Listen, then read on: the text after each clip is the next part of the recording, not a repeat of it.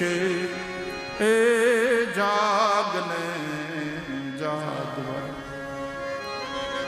એટલે આપણા વડીલો, આપણા બાપાના બાપા કેવા કડે ધડે, કારણ કે શારીરિક પરિશ્રમ, ખોરાક ખાચા અને દ્વારકાનાથનો ભરોસો. એટલે જાજી ચિંતા નહીં કે દેવ દ્વારકા વાળો બધું હરખું કરશે.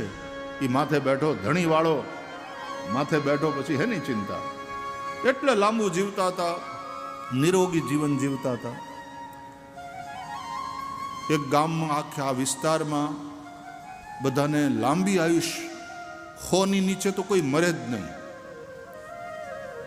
બધા લાંબુ જીવન, નિરોગી જીવન જીવે. એટલે પત્રકારોને રસ પડ્યો, તો એ ગામમાં ગયા કે ભાઈ આપણે ઇન્ટરવ્યૂ કરીએ આ બધાનો, આ દેખાડવું જોઈએ, આપણે લોકો સુધી આ વાત પહોંચાડવી જોઈએ. તો એ પત્રકારો ગયા એ ગામમાં, લોકોને મળ્યા કે ભાઈ તમારા ગામમાં બધા 100 વર્ષની ઉપર જીવે છે, એ વાત સાચી? તો હા, હાવ સાચી વાત. અમારા ગામમાં 100 ની પહેલાં કોઈ જાતું જ નથી. અકાળ મૃત્યુ અમારે ત્યાં થતું નથી. મોટા પહેલાં નાના મરતા નથી. મોટાએ નાનાને કાંધ આપવી પડતી નથી. આ રામરાજ્યની એક નિશાની છે કે મોટાએ નાનાને પોતાની નજર સામે મરતા જોવા પડતા નથી. એ પણ રામરાજ્યની એક નિશાની છે, રામરાજ્યનું એક લક્ષણ છે. બધા પૂર્ણ આયુષ્ય ભોગવીને જાય છે. તો અમારે ત્યાં બધા નિરોગી અને લાંબી આયુષ્ય ભોગવે. એ કે એનું કારણ શું?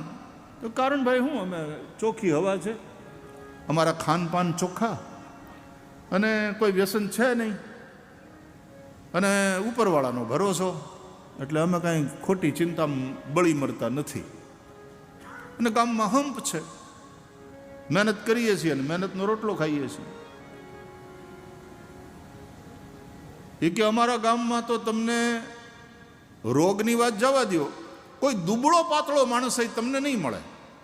એ કે હા, એ વાત સાચી. અત્યાર સુધીમાં અમે જેને જેને મળ્યા બધા કડે ધડે છે, બધા મજબૂત. પણ કે ન મળે, અમારા ગામમાં કોઈ દુબળો પાતળો તમને જોવા ન મળે. એમાં એક દુબળો પાતળો વયો આવતો હતો હાથમાં બેગ લઈને. એટલે પત્રકારોએ કહ્યું, ઉભારો, તમે એમ કહો છો કે અમારા ગામમાં કોઈ દુબળો પાતળો પણ જોવા નહીં મળે? આજો આવે, હાવ અડી રહ્યો છે. કેવો દુબળો પાતળો, લેંઘો ને એની માથે બુસ્કોટ પહેર્યો છે અને હાથમાં બેગ છે. આ દુબળો પાતળો નથી? એ તો કે હા, એ દુબળા પાતળા ખરા. તો કે તમારા ગામના નહીં? તો કે અમારા ગામના ખરા, ડૉક્ટર છે. હવે આવા બધા જ્યાં રહેતા હોય ત્યાં ડૉક્ટર બચાડો ભૂખ્યો જ મરે ને. અને અમે કહીએ છીએ કે ભાઈ તું વયો જા, અહીંયા તારું નહીં હાલે દવાખાનું.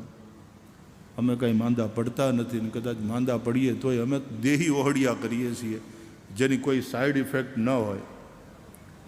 તો આવું ખાવાવાળા, આવું જીવન જીવવાવાળા ગોપ, આ ગોપ જ્ઞાન ગાથા છે. એમાં વડો રે ગોવાળિયો કોણ થશે? શ્રી કૃષ્ણ દ્વારકાધીશ ગોપાલ છે. તમે બધા પશુપાલક છો. ભગવાન શિવ પશુપતિ છે. પશુનામ પતિમ પાપનાશમ પરેશમ ગજેન્દ્રસ્ય કૃત્યમ વસાનમ વરેણ્યમ. ભગવાન શિવ પશુપતિ છે અને ભગવાન કૃષ્ણ પશુપાલક છે. કૃષ્ણના બધા સખા ગોવાળિયાઓ પશુપાલક છે. પશુપતિ મહાદેવ. પશુ એટલે કોણ ખબર? પાશબદ્ધ જે છે તે પશુ છે. પાશથી જે બંધાયેલો એ પશુ. આપણે આપણા પહુડાને બાંધવા પડે, એના ખીલા હોય.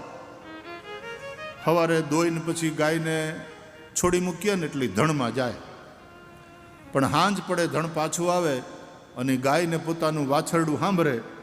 અહીંયા વાછરડું ખીલે બાંધેલું ભાંભરતું હોય અને ગાય ગોંદરેથી ગામમાં આવે ને એટલે ઉતાવળા પગલાં ભરતી હોય, પણ એમાંય પોતાની શેરીમાં જ્યાં પહોંચે અને પોતાના વાછરડાને ભાંભરતું સાંભળે, ત્યાંથી તો ગાય હળી મૂકે, દોટ મૂકે અને પોતાના વાછરડા પાસે જાય, વાછરડાને ચાટવા માંડે, વાછરડું ધાવવા માંડે ગાયને. આ આપણી સંસ્કૃતિના આ દ્રશ્યો આપણે જોઈને મોટા થયા છીએ. હું પણ ગામડામાં જન્મ્યો, ગામડામાં મોટો થયો. હું તે ગાયને ધણમાં મૂકવા જાતો, મેં તે ઢૂંઢિયાની વાહે માંડવી ખેંચી છે, મેં તે મરણા હેંક્યા છે ખળાવાડીમાં પગર નાખ્યા પછી. રાતના વાહુ એના માટે પણ ખેતરમાં ગયા છીએ.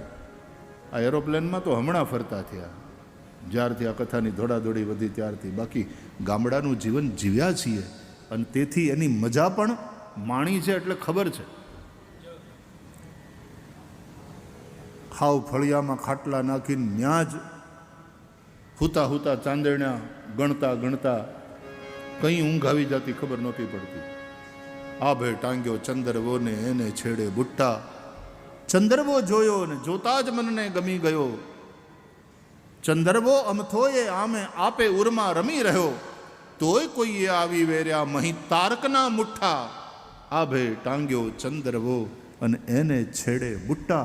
એ આકાશ દર્શન કરતા કરતા બાળકો સૂઈ જતા અને એ જિંદગી જીવ્યા છે આપણે સૌ.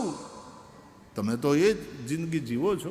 શહેરમાં ગયા પછી વાત જુદી, થોડું પરિવર્તન થયું. અમારા ભાગમાં પણ હવે એવું બહુ રહ્યું નથી, પણ એવું જીવ્યા છીએ. બચપણ એ રીતનું ગયું છે. પ્રકૃતિ સાથેનો સીધો નાતો. તો આપણા ખાનપાન શુદ્ધ હોય, પ્યોર હોય. દૂધ વેચી અને આપણે ફાકીના પડીકા, મને તો પેલા ખબર નહોતી કે આ ફાકી માવા. એક જણ આમાં કરતો હતો ને, મને તો એમ કે રામદેવ બાપાએ સમજાવ્યું છે એ પ્રમાણે કંઈક કરતો હશે, આમ વાળ ખરીને. મને કે નહીં, એ ફાકીની તૈયારી કરે છે ને આમ કંઈક કરવું પડે. કેન્સરના પડીકા છે વાલા. અને એને એના જેવું બીજું જે ન પીવાનું હોય એવા કેટલાય વ્યસનો છે. એનાથી પશુપાલક દૂર રહે, એનું ખાનપાન શુદ્ધ હોય. પશુપતિ મહાદેવ એ આપણા હૃદયમાં બેઠો. એ પશુપતિ અને પશુપાલક આપણો દ્વારકાધીશ, એ હરિ અને હર એ બંને એક જ છે. બંને આત્માના સ્વરૂપે આપણા હૃદયમાં રહેલા છે. ભગવાન શિવ પણ આત્મા છે સૌનો. આત્મા ત્વમ ગિરિજા મતિ સહચરા પ્રાણા શરીરમ ગૃહમ પૂજા તે વિષયોપભોગ રચના નિદ્રા સમાધિ સ્થિતિ સંચાર પદયો પ્રદક્ષિણ વિધિ સ્તોત્રાણી સર્વાગિરો યદ્યત કર્મ કરોમિ તત્તદખિલમ શંભો તવારાધનમ. ભગવાન શિવ આત્મા હૈ સબકી. અને ભગવાન કૃષ્ણ પણ કહે છે ઈશ્વર સર્વભૂતાનામ હૃદ્દેશે અર્જુન તિષ્ઠતિ. ઈશ્વર પ્રાણી માત્રના હૃદયમાં રહેલો છે. ભગવાન શિવનું એક નામ છે ઈશ્વર. ઈશાન્યામ ઈશ્વરાય નમઃ. ઈશાનમાં ઈશાન ખૂણો છે. અગ્નિ, ઈશાન, નૈઋત્ય, વાયવ્ય 4 ખૂણા આપણે ભણ્યા ને, એમાં આ ઈશ્વરનું સ્થાન એ ઈશાન ખૂણામાં છે. પૂર્વમાં ઇન્દ્ર, અગ્નિ ખૂણામાં અગ્નિદેવ, દક્ષિણમાં યમ, નૈઋત્યમાં નિરુતિ, પશ્ચિમમાં વરુણ, વાયવ્યમાં વાયુ અને ઉત્તરસ્યામ કુબેરાય નમઃ. ઉત્તર દિશામાં કુબેરનું સ્થાન. ઉર્ધ્વાયામ બ્રહ્મણે નમઃ, અધોદિશી અનંતાય નમઃ. આમ 4 દિશા, 4 ખૂણા, ઉપર અને નીચે, એમ થઈને 10 દિશામાં આ 10 દિગ્પાળ કહેવાય. આપણા શાસ્ત્ર અનુસાર આપણે એને વંદન કરીએ છીએ. શ્રીમદ ભાગવત અનુસાર શ્રી કૃષ્ણ પરમાત્મા એ સૌનો આત્મા છે. એ આપણો આરાધ્ય છે. એ અંદર બેઠો છે. એટલે પશુપાલકો આપણે, આપણો વડો ગોવાળિયો ગોપાલ કૃષ્ણ જે દ્વારકાધીશ થઈને અહીંયા કૃપા વરસાવતા બેઠા છે દ્વારકામાં, એ આપણો આરાધ્ય છે. એ પોતે તે પશુપતિ ભગવાન શિવને ભજે અને એટલા માટે દ્વારકાધીશ મોટા શૈવ છે અને શિવજી પાછા સૌથી મોટા વૈષ્ણવ છે. એ વિષ્ણુને ભજે છે. આ બધા ઝઘડા કે અમારું જ ઊંચું ને આ બધા નીચા, એ બધું તો છોટે દિમાગ કી સોચ है. એ સંકુચિત માનસિકતામાંથી ઊભી થયેલી વાતો. હું હંમેશા કયા કરું કે સંપ્રદાયો સારી વાત છે. આટલા સંપ્રદાયો એ આપણા સનાતન ધર્મનું સૌંદર્ય પણ છે, આપણા સનાતન ધર્મની એ સમૃદ્ધિ પણ છે. પણ સાંપ્રદાયિક જે સંકુચિતતા છે એ બહુ મોટી સમસ્યા છે. સાંપ્રદાયિક સંકુચિતતા ન હોવી જોઈએ. વાત ખાલી એટલી, અમારું ઊંચું એ બતાડવા માટે થઈને બીજાને જે આપણે હેઠા કરીને બતાડવાની કોશિશ કરીએ છીએ, ન્યા તકલીફ ઊભી થાય. અમારું શ્રેષ્ઠ એમાં કાંઈ વાંધો નહીં, એવી અનન્યતા તો હોવી જોઈએ, એ વાંધો નથી, પણ કોઈને નીચા ન ગણીએ. ભગવાન રામ શબરીજીને નવધા ભક્તિનો ઉપદેશ કરે છે ત્યારે સાતમી ભક્તિ કઈ ભગવાન રામ બતાવે છે. સાતવ સમ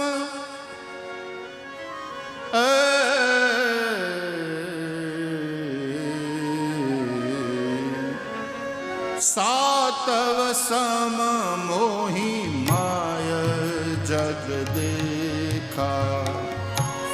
સાતવ સમ મોહી માય જગ દેખા. મોતે સંત અધિક કરી લેખા. મોતે સંત અધિક કરી લેખા. સાતવ સમ મોહી માય જગ દેખા. સાતવ સમ માય જગ દેખા. મારા મેં જગતને જોઉં અને સમાન ભાવથી જોઉં. સુની ચૈવ સ્વપાકે ચ પંડિતા સમદર્શિના. ભગવદ્ ગીતામાં આવું કહ્યું છે. પંડિતા સમદર્શિના.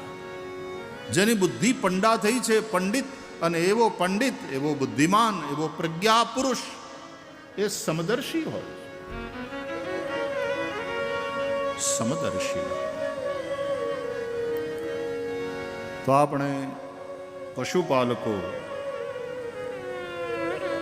નગાલાખા બાપાનો પરિવાર, આ જગ્યા પ્રત્યે જેને શ્રદ્ધા છે એવો બધો ભક્ત સમુદાય, આજ એક સરસ અવસર ઊભો થયો છે. એમાં શ્રીમદ ભાગવત ભગવાનને અહીંયા પધરાવ્યો. આ દ્વારકાનાથનું જ વાંગમય સ્વરૂપ છે. તેનેયમ વાંગમયી મૂર્તિ પ્રત્યક્ષા વર્તતે હરે.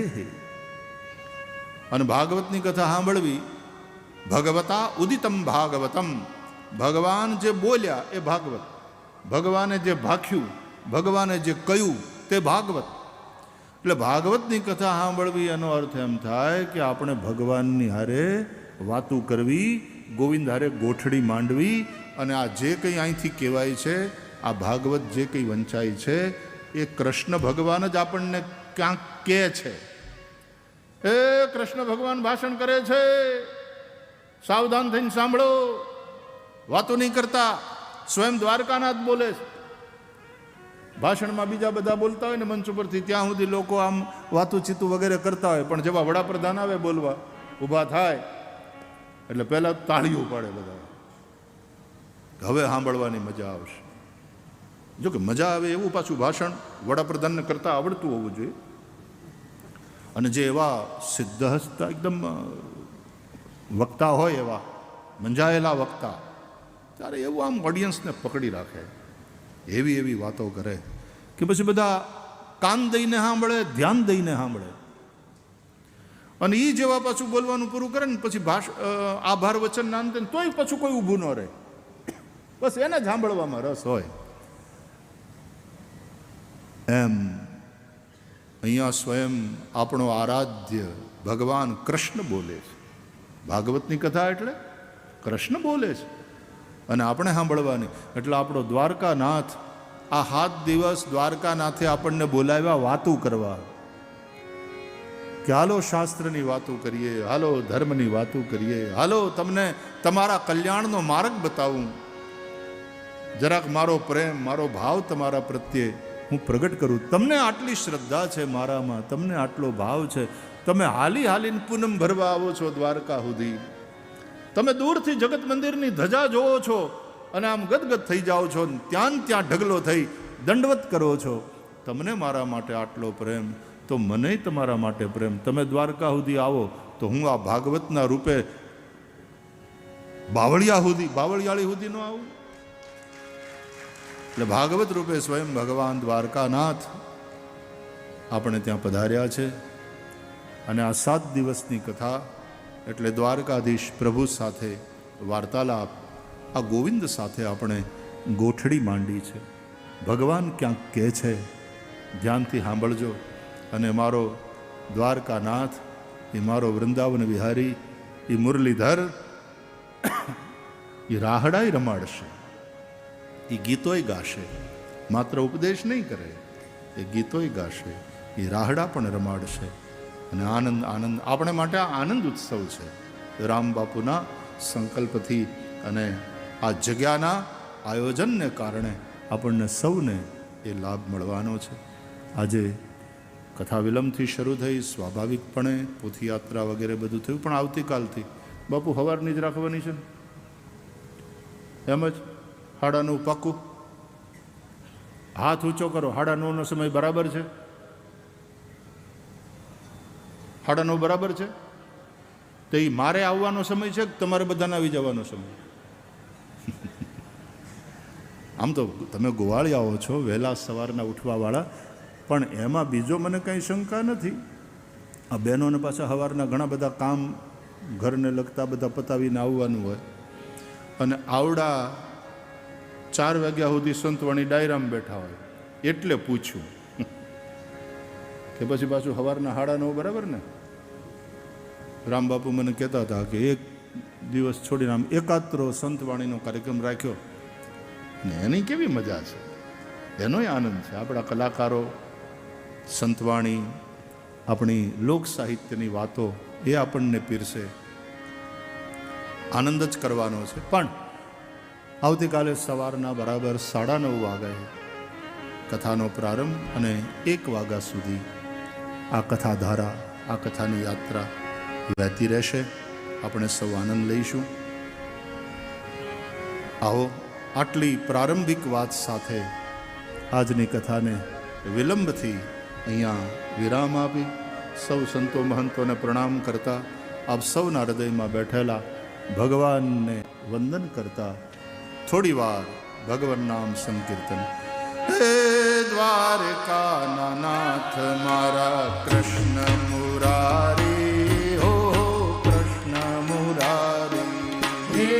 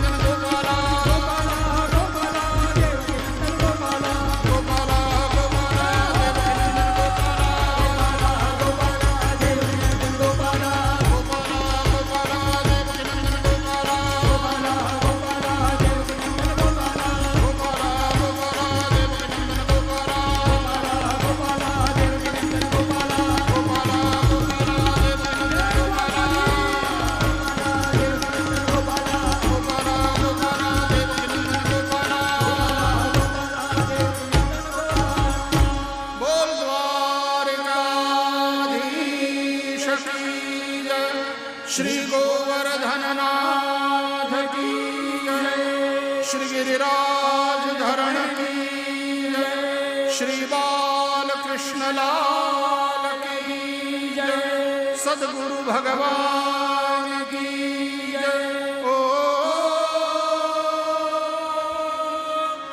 नमः पार्वती पतये हर हर महादेव हर। जय जय श्री राधे, जय जय श्री राधे, जय जय श्री राधे, श्री वृंदावन बिहारी लाल की जय।